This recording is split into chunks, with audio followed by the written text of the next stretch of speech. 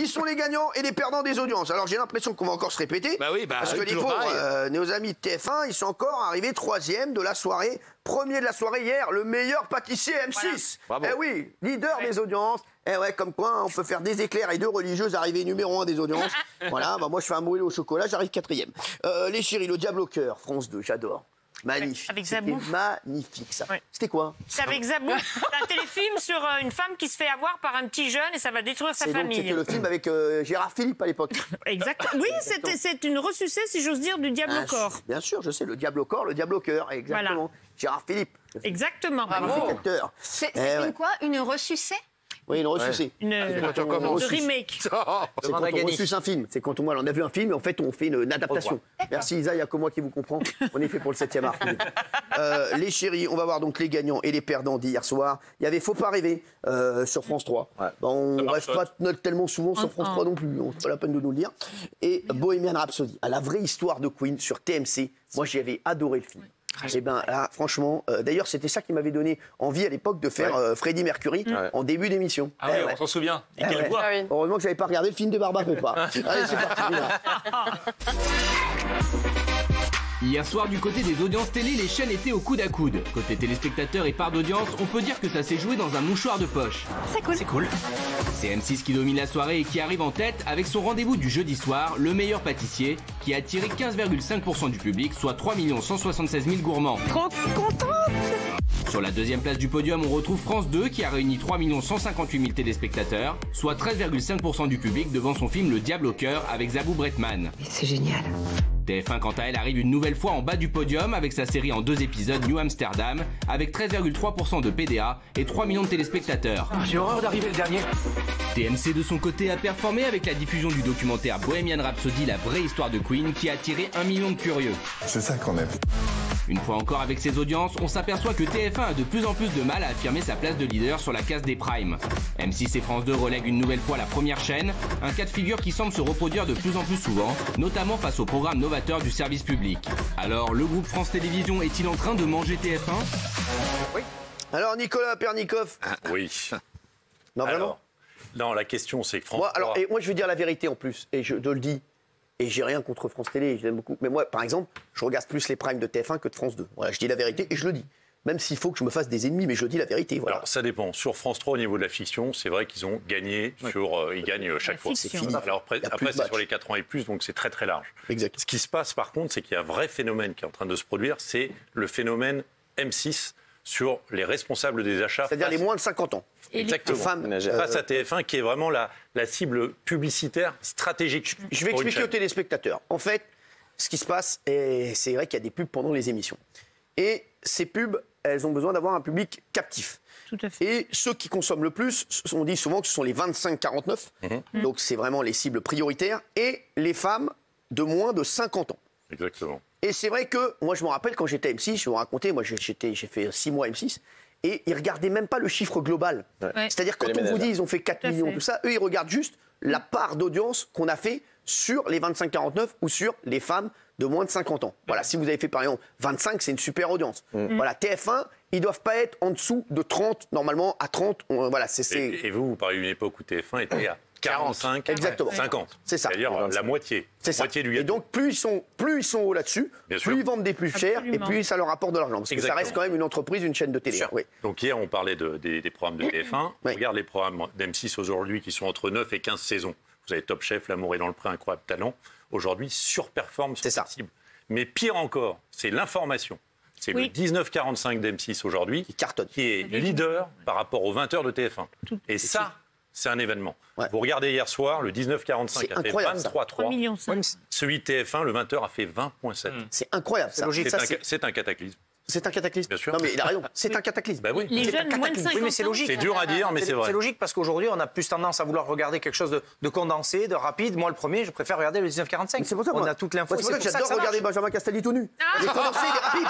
Les condensés rapides, c'est ce que j'aime. C'est ce que j'aime. C'est comme ça va vite. C'est condensé mais efficace. Voilà, exactement. C'est pour ça que moi, sur les tranches stratégiques, et c'est pas parce que j'y suis pour rien, hein, je pense que M6 taille plus des croupières à TF1 que France Télévisions. Exactement. Même M6 fait plus peur à TF1 que France Télé, mine de rien, parce que c'est vrai qu'ils sont plus ménagères, comme on dit. Si je pose la question tout de suite de savoir qui incarne M6, Vous allez me répondre. Stéphane Plaza. Ouais. Karine Le Marchand. Il y en a 5 ou 6. Qui incarne TF1? Ouais, c'est vrai. Bah, Nikos. Nico. Denis Brognard. Denis Brognard, là. Denis Brognard. Ils sont deux. Brognard, Nikos, Mais M6, aujourd'hui, vous pouvez citer quasiment 5-6 personnes. Ouais, mais Donc, bon. en plus, oui, mais attention, M6, les programmes sont très incarnés. Ouais. C'est-à-dire que vous avez Eric Antoine qui est venu sur le plateau sûr. hier, vous avez effectivement Plaza ou les autres. Tandis que, et en plus, il y a cette diversification à M6 qui est très importante avec les agences immobilières, Stéphane Plaza, Cyril Lignac et tout ce qu'il y a autour. Ça rapporte de l'argent les À un moment donné, pour M6, Parce que c'était la M6 moitié des revenus. Ils sont associés avec Stéphane Plaza. Oui, hein. 49% des Français. 49% M6, 25% Stéphane C'est ça. Plaza. Exactement. Donc c'est énorme. Hein, en Et il y revenus. a un pourcentage, il a, je sais pas ça, il y a. Oui. Moi, Cyril, j'ai envie de me placer, alors non pas en tant que chroniqueuse, ni en tant que cible, je me dis, je suis téléspectatrice. Je regarde mon journal télé, voyons ce que je vais pouvoir consommer. Alors je regarde, lundi prochain, Coup de foudre à Noël, ce sera la 3e diffusion sur TF1 depuis 2017. Génial. Thomas Sisley. Oui, Mais même si c'est Thomas Sisley, vous vous rendez compte, depuis 2017, c'est la 3e diffusion. La semaine dernière, Coup de foudre sur un air de Noël, 2e diffusion. Mardi prochain, Retour vers le futur 2. Mercredi, non mais ça ne Ils vont prendre encore des taux la semaine prochaine. toute la semaine. Non, non. Et ensuite, il nous place New Amsterdam face à Alex Hugo. On n'en peut plus. Ouais, Alex Hugo qui va cartonner encore. Alex Hugo qui fait une rediff. Hein. Ouais, mais même en rediff. Alors les rediffs marchent mieux sur. Pourquoi les rediffs ? Pourquoi les rediffs ? Et je le pose la question et pourquoi les rediffs marchent mieux sur France 2, France 3 que sur TF1 ? Parce que moi je sais la réponse. Ouais, pourquoi ? Allez-y. Bah parce que ce sont des héros français que le public adore. Que ce soit Alex Hugo, que ce soit Marlowe sur la 3, mais là, c'est alors que français. New Mais non, Amsterdam. mais c'est français, coup de Là foudre aussi, à coup de Noël, tout foudre. ça. Oui, mais non, coup de foudre Bah, si. à Noël, mais ça va peut-être marcher parce que Non, Thomas non, mais non, Sisley mais on fait parle la de différence. celle de la semaine dernière. Mais New 12%. Amsterdam, par exemple, ça marche pas parce que les séries américaines, Non, mais- ils sont pas identifiés les héros. Non, mais Là, c'est Nicolas, français. parce que là, là, ça marche pas son truc à Isa, même si je l'aime. Mais beaucoup. d'abord, vous avez une audience beaucoup plus vieillissante sur France 3, ça c'est la première chose. Et après, de l'autre côté, il y a toujours eu ce qu'on appelle un taux en télévision, un taux de dupli très dangereux. Duplication, quoi. Un taux de duplication très dangereux pour TF1 qui a toujours été France 3, bizarrement. Ah ouais ? C'est-à-dire que de temps en temps, France 3 superforme, rarement, mais sûrement sur certaines cibles par rapport à TF1. Eh ben, bon, ouais. Alors, Franchement, là, on est dans les médias à fond, là. Sans rigoler. C'est comment ça s'appelle cette émission ? duplication. Les médias, 20 minutes médias, oui.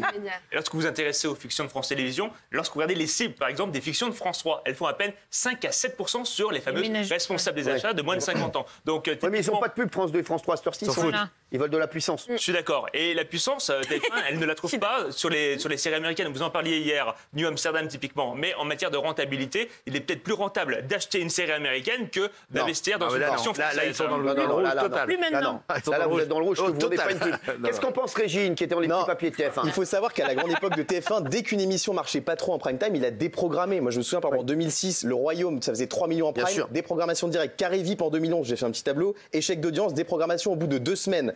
En 2014, The Dancers, déprogrammation au bout de 5 jours. Et là, New Amsterdam, ça fait depuis plus d'un an que c'est à l'antenne. Il le laisse toujours, alors que c'est des scores qui sont relativement faibles, 3 millions, c'est Attends, pas il y ça a le le- tableau. Il s'est fait chier à faire un Ouais, je me tableau. suis fait- ouais. Mettez-le. Exactement. Vous avez fait un tableau Oui, bien sûr, j'ai fait un tableau. Mais chez vous, pour l'émission Non, non, pour l'émission. Bah, très bien. il est pas Delphine. Et oui, et puis si le but pour, pardon. Ah, bravo. pour la régie commerciale, Mais non. c'est d'attirer les... Ils sont cons. Les mecs, ils mettent n'importe quoi. Ouais, mais ça, vas-y. Mais il faut que t'envoies un truc. Bah, on voit n'importe quoi. On voit n'importe quoi. Pas Oui. grave. Ah, voilà. Ah, voilà. Ouais, alors, voilà. tableau. Donc, oui.